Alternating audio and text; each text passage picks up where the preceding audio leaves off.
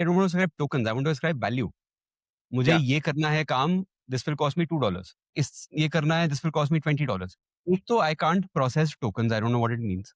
Even if someone tells me it means 750 words, what does that mean? I don't think in terms of number of words. I think in It's terms of number of words, if I'm writing an article, sure, but nothing else. nothing else is worth it. Correct. And here's the thing: you deal with video. How many tokens is that? How much is that?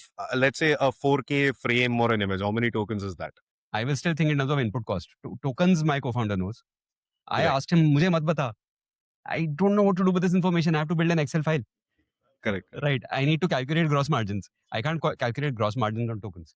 I released this data set a few weeks ago, which you can use to train an agent to annotate charts and write the right caption for a chart if it were to appear in a newspaper or something like that. He said, "Oh no, wait, let's do a quick back of the envelope calculation. You have what 1080 GTX NVIDIA processor, and you'll probably run like a local DeepSeek or something, Quen on it perhaps, or a Milli LN. But here's how much ChatGPT costs per token. Here's how much Claude costs per token.